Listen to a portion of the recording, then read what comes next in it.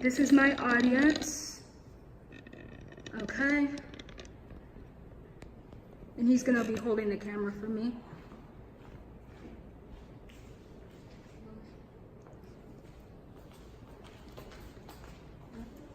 Okay, I want to thank everybody for coming out and helping with my last assignment here for my class. So today we're going to be talking about listening, but more specifically the different forms of ineffective listening. So good communication is vital to success. And one of the most essential parts of having good communication skills is being a good listener. One of the most common misconceptions people have is that they think hearing and listening are the same thing.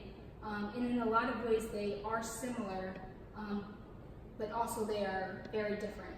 Hearing is more physical and it's also a passive process as opposed to listening, which is an active process. Listening is the process in which you are receiving and making meaning out of what is being said. When you listen, you are not only hearing, but you are being mindful of what is being said, as well as selecting and organizing the information you're receiving. Now you may be asking, why is listening important? Well, listening is a very important and essential part of communication. Good listening skills are needed in many business-like roles and many other roles, and it ultimately can help you in making decisions or coming to agreements with people you are working with. So today we are going to be going over the 6 common forms of ineffective listening. We have pseudo listening, monopolizing, selective listening, defensive listening, ambushing, and literal listening. So starting off with pseudo listening. Pseudo listening is basically pretending to listen. It's when we pseudo listen, we appear to be attentive, but our minds are really elsewhere. An example of this could be you are talking with somebody and you have a lot going on at home, or whatever the case may be, and you're not really paying attention to the words they're saying, but you do appear to be attentive. You're nodding your head, you're saying or whatever the case may be, but you are not actually listening, and that is pseudo listening. So next we have monopolizing. Monopolizing is taking the conversation you're having with somebody and constantly making it about yourself. An example of monopolizing can be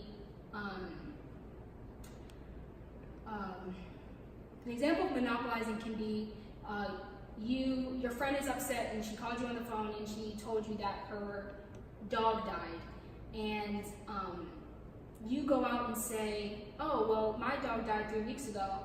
By doing that, you're taking away from what she's saying because you're making it about yourself.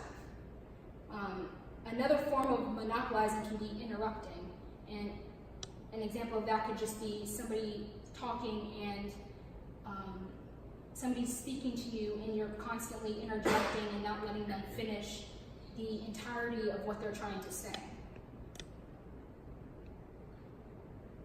So next we have selective listening, and selective listening is only focusing on the part of the conversation that interests you. And an example of this could be one of your colleagues are talking to you about an upcoming meeting, and they're explaining to you what the meeting is and all of that, and you're not really paying attention to that because maybe that's boring to you.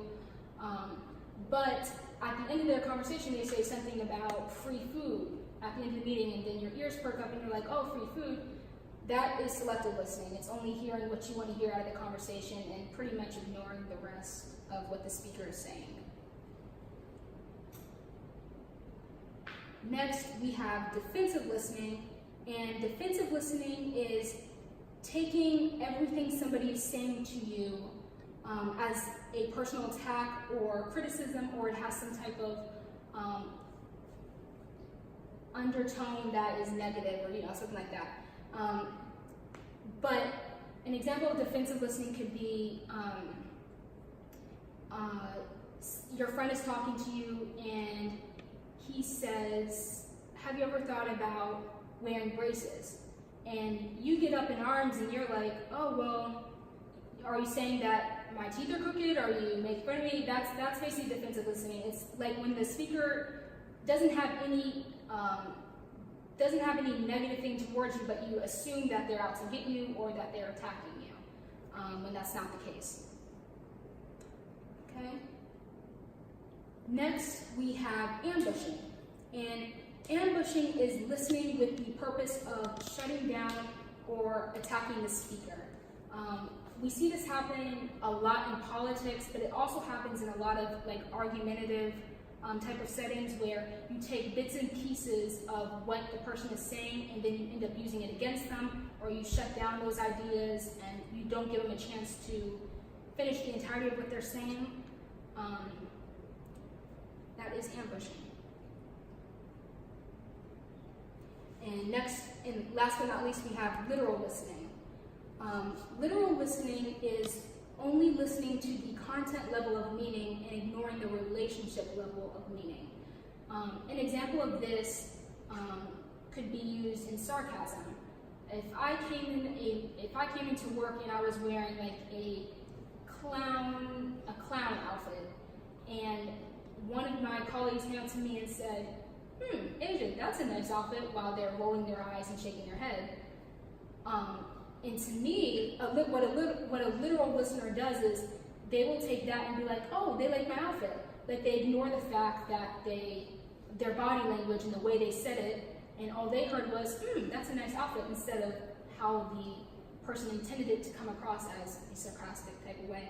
And one of the biggest problems with listening literally is that when you listen literally, you're not actually understanding, you're only listening to the words of what somebody is saying and not the actual context of what they're saying.